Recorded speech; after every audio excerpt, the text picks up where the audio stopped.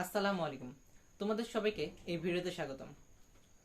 ভিডিওটি মূলত আজকে হবে তোমাদের নবম দশম শ্রেণীর রসায়ন বইয়ের পদার্থের গঠন অধ্যায়ের উপর। এখানে আলোচনা করব আজকে মূলত 6টি প্রশ্ন সম্পর্কে। তো চলো কথা না বাড়িয়ে প্রশ্নগুলো দেখা যাক। তোমরা যদি ডান দিকে লক্ষ্য করো তাহলে আমি কিছু প্রশ্ন লিখেছি। যে প্রথম প্রশ্ন হচ্ছে যে পটাশিয়ামের 19তম ইলেকট্রনটি 3D তে না গিয়ে 4s এ কেন যায়। তারপরে দ্বিতীয় প্রশ্ন লিখেছে আয়রন ও ক্রোমিয়ামের ইলেকট্রন বিন্যাস করো এবং কোনটিতে ব্যতিক্রম নিয়ম মেনে চলে তা ব্যাখ্যা করো। তৃতীয় নম্বরে লিখছি 1p 2d 3f অরবিটাল সম্ভব নয় কেন ব্যাখ্যা করো। চতুর্থ নম্বরে লেখা হচ্ছে আইসোটোপ আইসোটোন ও আইসোবার বলতে কি বুঝো ব্যাখ্যা করো। পঞ্চমে লেখা হয়েছে মৌলগুলোর আণবিক ভর নির্ণয় করো। আর ষষ্ঠতে লেখা হয়েছে চতুর্থ শক্তি স্তরের মোট ইলেকট্রন হিসাব করো। আর সপ্তমে ampere is equal to NH/2π একটা সূত্র লেখা হয়েছে যা পরে আলোচনা করা হবে। আমরা যদি প্রথম প্রশ্নটা সমাধান করি তাহলে কি দাঁড়ায়। আমরা যদি পটাশিয়ামের ইলেকট্রন বিন্যাস করি, পটাশিয়ামের ইলেকট্রন বিন্যাস করলে এখানে দেখা যায় যে 1s2 2s2 2p6 3s2 3p6 3d0 4s1।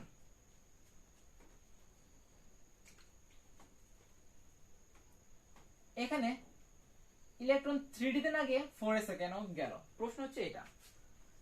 আউটবাফ নীতি অনুসারে ইলেকট্রন সমূহ প্রথমে কম শক্তি অরবিটালে প্রবেশ করবে এবং পরে প্রাপ্যতা অনুসারে উচ্চ শক্তির অরবিটালে প্রবেশ করবে। অরবিটাল দুইটির মধ্যে কোনটি নিম্ন শক্তির অরবিটাল এবং কোনটি উচ্চ শক্তির অরবিটাল তা শক্তি স্তরটির প্রধান শক্তি স্তর n ও সহকারী শক্তি স্তর l এর উপর নির্ভরশীল। n প্লাস l এর মান যার বেশি, n প্লাস l এর মান যার কম সেটি নিম্ন শক্তির অরবিটাল এবং n প্লাস l এর মান যার বেশি সেটা হচ্ছে উচ্চ শক্তির অরবিটাল। n প্লাস l এর মান যার কম সেটিতে আগে ইলেকট্রন প্রবেশ করবে আর n প্লাস l এর মান যার বেশি সেটিতে পরে ইলেকট্রন প্রবেশ করবে। তাহলে যদি এটা একটু মুছে দেই,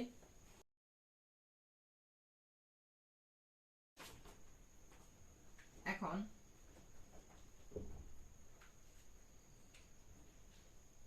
3d ও 4s এর মধ্যে কোনটা বড় তা আমরা নির্ণয় করব।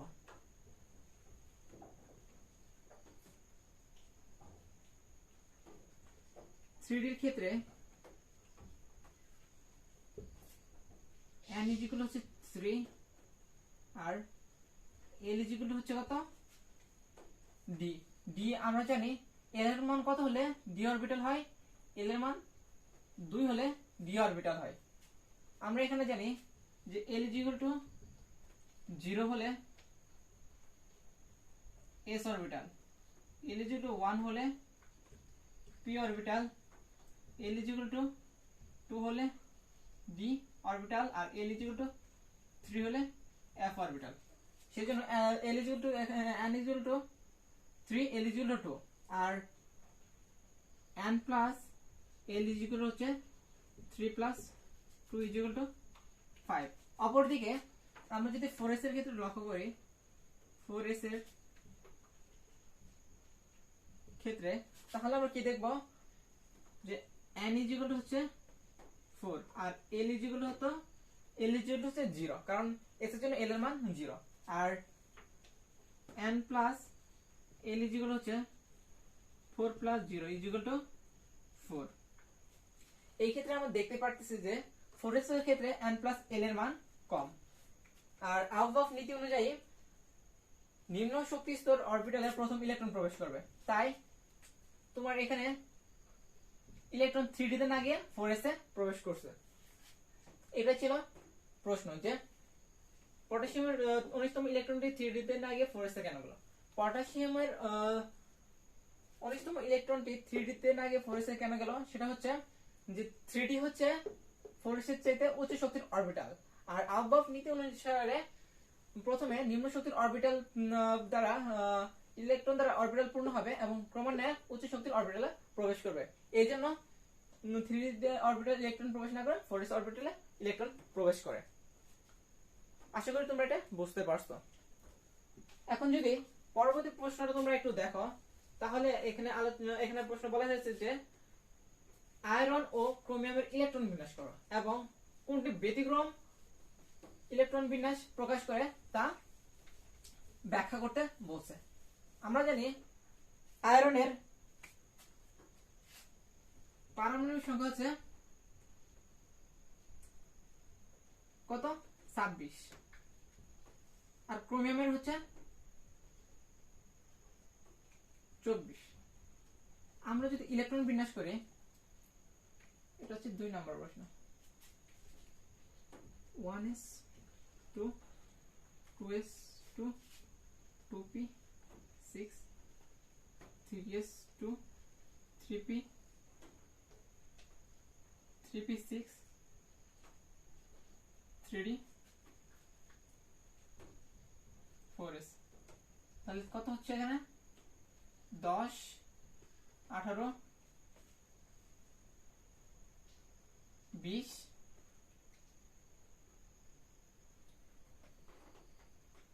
আর 6 26। তারপর হচ্ছে ক্রোমিয়ামের ক্ষেত্রে হচ্ছে 1s2 2s2 2p6 3s2 3p6 3d 4s। যেহেতু ক্রোমিয়ামের 24, তাহলে এই ক্ষেত্রে হবে 3d 4s 1 3d 5। 3d 5 কেন হলো? 3d 5 কেন হলো? এখানে বলা হচ্ছে যে আয়রন ও ক্রোমিয়ামের মধ্যে কোনটি আয়রন ও ক্রোমিয়ামের ইলেকট্রন বিন্যাস করো। আমরা এখানে আয়রন এবং ক্রোমিয়ামের ইলেকট্রন বিন্যাস করলাম। তারপর অংশে বলা হয়েছে কোনটি ব্যতিক্রম নিয়মে মানে তা ব্যাখ্যা করো। এখন দেখা গেল যে আয়রন সাধারণ বা স্বাভাবিক নিয়মে ইলেকট্রন বিন্যাস করে, কিন্তু ক্রোমিয়ামের ক্ষেত্রে ব্যতিক্রম। এখানে আউবক নীতি অনুসারে নিম্ন শক্তির স্তরের বা নিম্ন শক্তির অরবিটাল পূরণ করে উচ্চ শক্তির অরবিটালে যাওয়ার কথা ছিল, কিন্তু এই ক্ষেত্রে নিম্ন শক্তির অরবিটাল পূরণ না করে উচ্চ শক্তির অরবিটালে প্রবেশ করে। কারণ হচ্ছে যেহেতু আমরা যদি এটা একটু লিখি ব্যাখ্যাটা, যেহেতু অরবিটাল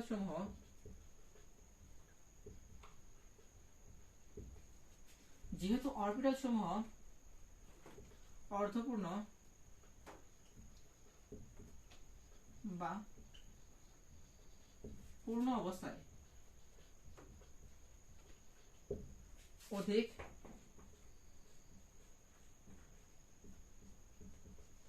সুস্থিত,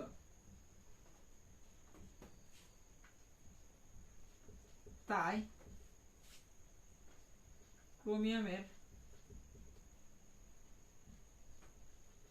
ইলেকট্রন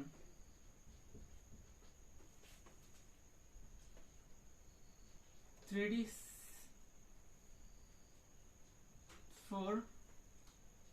4s2 না হয়ে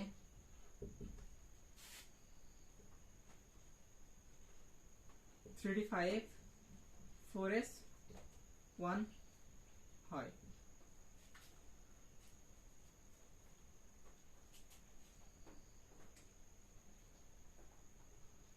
যা অধিক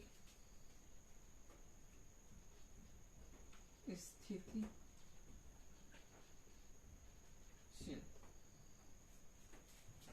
অতএব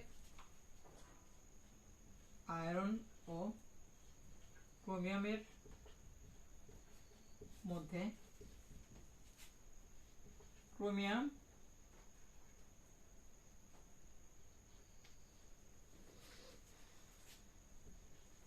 ব্যতিক্রম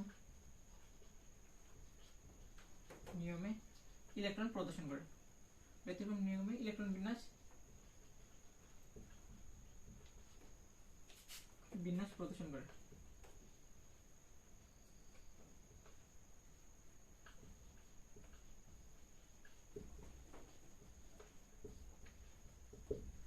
যে এই জন্য ক্রোমিয়াম ব্যতিক্রম নিয়মে ইলেকট্রন বিন্যাস প্রদর্শন করে। তাহলে এখানে কি বলা হয়েছিল যে আয়রন ও ক্রোমিয়ামের মধ্যে ইলেকট্রন বিন্যাস করে এবং কোনটির ব্যতিক্রম নিয়মে ম্যানেজমেন্ট চলে বা কোনটি ব্যতিক্রম নিয়মে ইলেকট্রন বিন্যাস প্রদর্শন করে তা ব্যাখ্যা করো। এখন আমরা আয়রন আর ক্রোমিয়ামের ইলেকট্রন বিন্যাস করেছি। তার মধ্যে আমরা দেখাইছি যে ক্রোমিয়ামের ইলেকট্রন বিন্যাস ব্যতিক্রম নিয়মে প্রদর্শন করে, কারণ অরবিটাল সমূহ অর্থপূর্ণ বা পূর্ণ অবস্থায় অধিক সুস্থিতিশীল।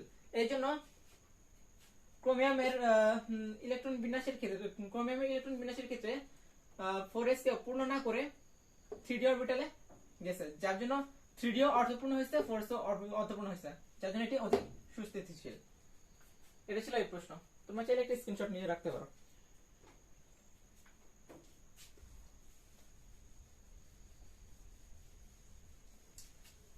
আরেকটা কথা, তোমরা যদি আমার এই ভিডিওটা নতুন দেখে থাকো বা তোমরা যদি আমার পেজে নতুন হয়ে থাকো, তাহলে অবশ্যই আমার পেজটিকে লাইক কমেন্ট করবা আর ফলো দিয়ে রাখবা, যেন এর পরবর্তী আপডেট সরাসরি তুমি পেয়ে যাও। আর যদি তুমি আমার ভিডিওটি ইউটিউব থেকে দেখে থাকো, তাহলে অবশ্যই চ্যানেলটিকে সাবস্ক্রাইব করে আমাদের পাশে থাকবা এবং নোটিফিকেশন বেলটি অন করে রাখবা, যাতে আমার পরবর্তী ভিডিওগুলো তুমি সরাসরি পেয়ে যাও।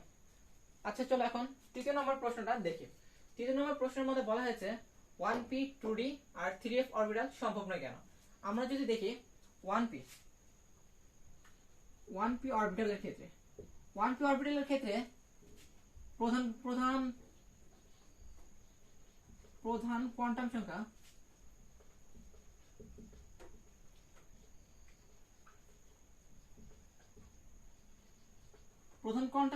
n হচ্ছে 1 আর l হচ্ছে, আমরা জানি l হচ্ছে l এর মান কিসের উপর নির্ভরশীল? প্রধান কোয়ান্টাম সংখ্যা n এর উপর নির্ভরশীল, 0 হতে n-1 পর্যন্ত। আর তাহলে দাঁড়াচ্ছে 0, কারণ n-1 থেকে 1 বিয়োগ করলে 0 হইতেছে। আর আমরা জানি সহকারী কোয়ান্টাম সংখ্যা l 0 হলে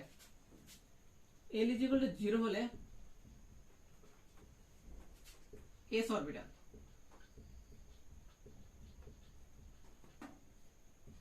অতএব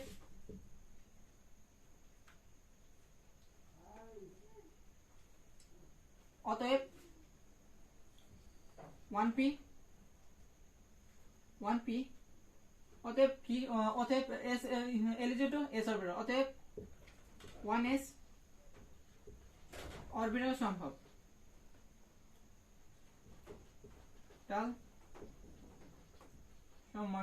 সম্ভব, কিন্তু 1p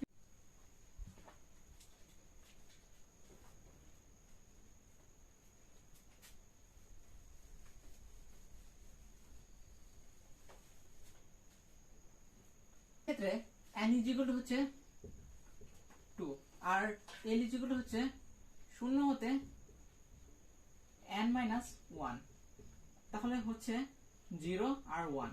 আমরা জানি l 0 হলে কি অরবিটাল? s orbital. l 1 হলে p অরবিটাল। এখানে যেহেতু আর কোনো অরবিটাল বাকি নেই, সেই জন্য 2d অরবিটাল সম্ভব না। অতএব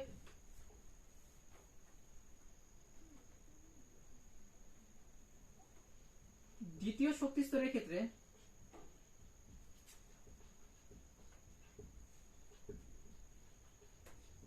ক্ষেত্রে 2s ও 2p অরবিটাল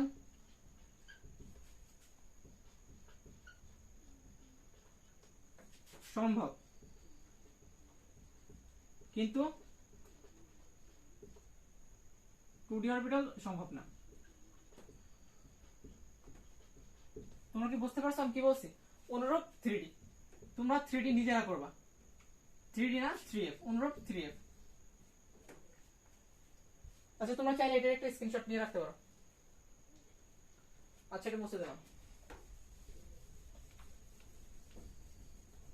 তার পরবর্তী প্রশ্নটা যদি একটু লক্ষ্য করো যে আইসোটোপ, আইসোটোন ও আইসোবার বলতে কি বোঝো? আইসোটোপ আমরা যদি একটু লিখি, এখানে তোমরা দেখো আইসোটোপ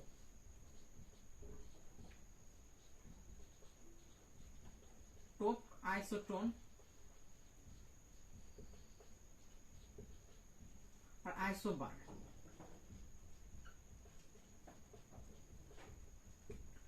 আইসোটোপ, এখানে টোপ, এখানে টোন, আর এখানে বার। আইসোটোপ মানে প্রোটন যার প্রোটন সংখ্যা সমান, আইসোটোন যার নিউট্রন সংখ্যা সমান, আর আইসোবার যার ভর সংখ্যা সমান। তাহলে কি বুঝলা? যদি আমরা এটি লিখি আইসোটোপ যে সকল পরমাণু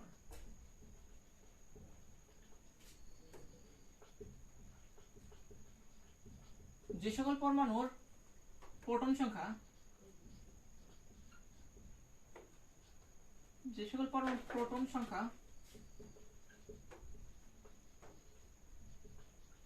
সমান কিন্তু ভর সংখ্যা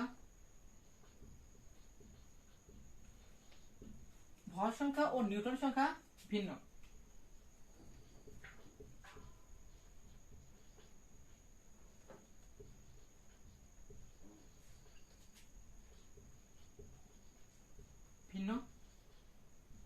তাদেরকে আইসোটোপ বলে।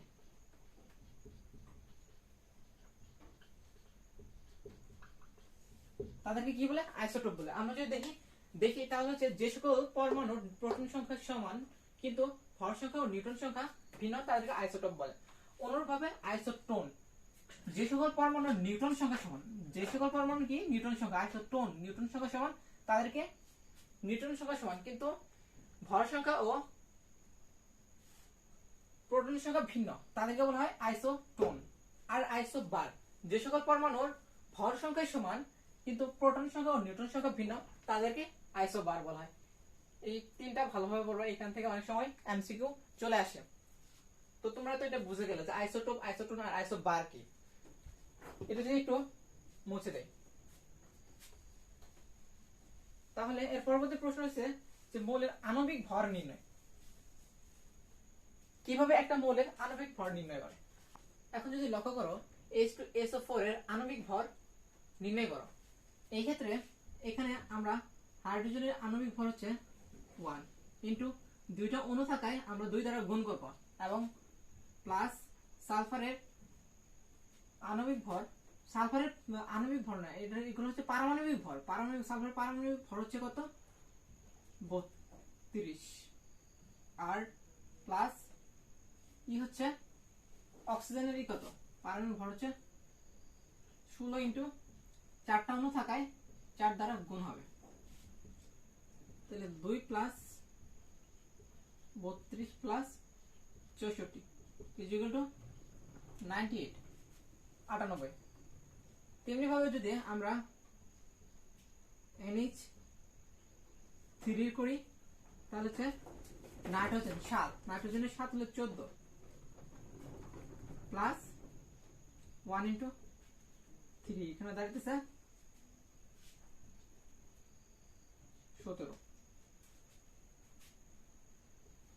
এইভাবে আণবিক ভর নির্ণয় করতে হয়। তারপর প্রশ্নটা হচ্ছে খুবই গুরুত্বপূর্ণ। তোমরা তো এখন আশা করি পারবা যে কিভাবে আণবিক ভর নির্ণয় করতে হয়। পরবর্তী প্রশ্ন যদি দেখো যে চতুর্থ শক্তি স্তরের মোট ইলেকট্রন সংখ্যা হিসাব করো। চতুর্থ শক্তি স্তর যদি হয় n = হচ্ছে 4, n = 4 হইলে তাহলে l এর মান, n = যদি 4 হয় তাহলে l এর মান কি? l এর মান নির্ভর করে, l এর মান হচ্ছে 0 1 2 and 3। l এর মান কি? l এর মান হচ্ছে 0 1 2 3। আর 0 হইলে আমরা কি জানি?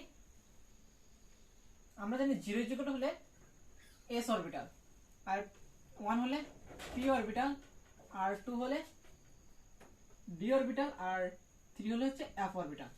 আর যেহেতু এটা চতুর্থ শক্তি স্তর তাহলে হবে 4s 4p 4d আর 4f। এবং যদি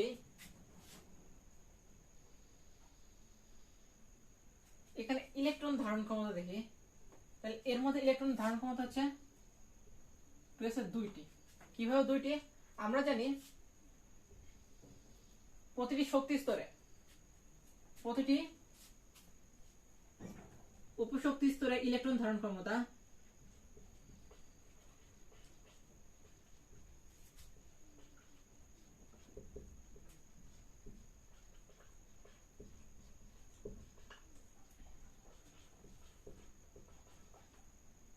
ধারণ ক্ষমতা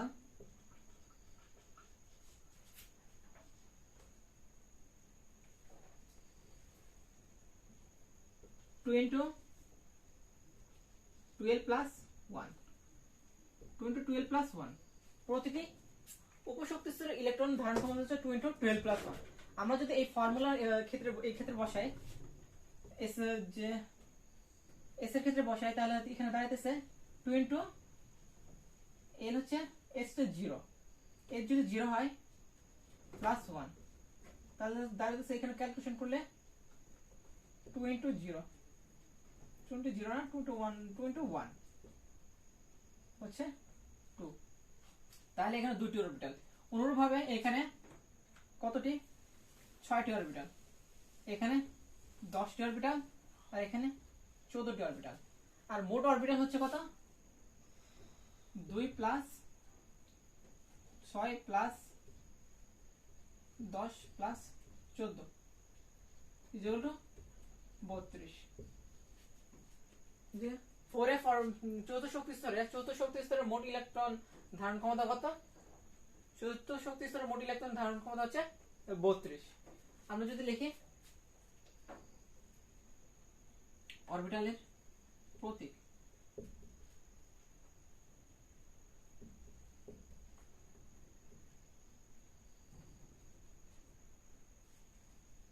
অরবিটাল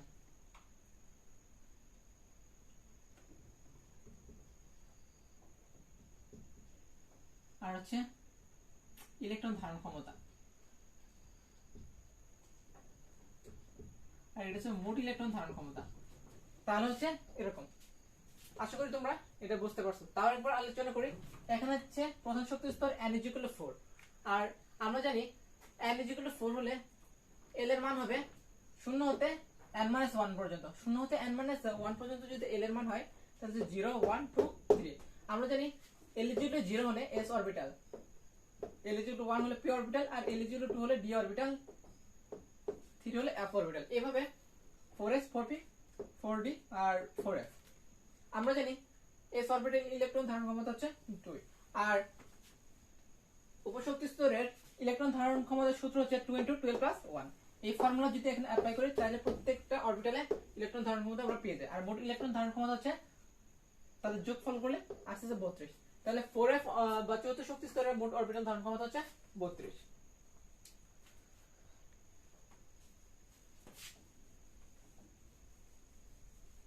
এখানে কৌণিক ভরবেগ হচ্ছে অ্যাম্পিয়ার, আর অ্যাম্পিয়ার ইকুয়াল হচ্ছে nh/2π।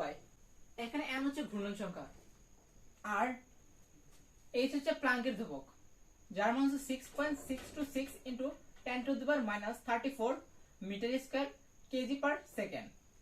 আর r হচ্ছে ব্যাসার্ধ, v হচ্ছে বেগ, m হচ্ছে বস্তুর ভর, আর পাই হচ্ছে 3.1416।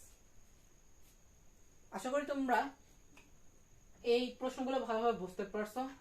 আর যদি কোনো সমস্যা থেকে থাকে অবশ্যই আমাকে নক করে জানাবা। আর আমাদের গ্রুপ রয়েছে ফিজিক্স, কেমিস্ট্রি,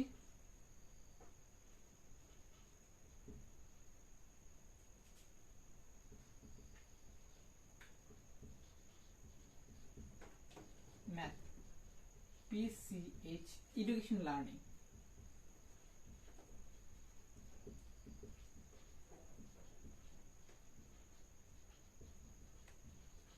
তোমরা এই গ্রুপ চাইলে এই গ্রুপে অ্যাড হতে পারো।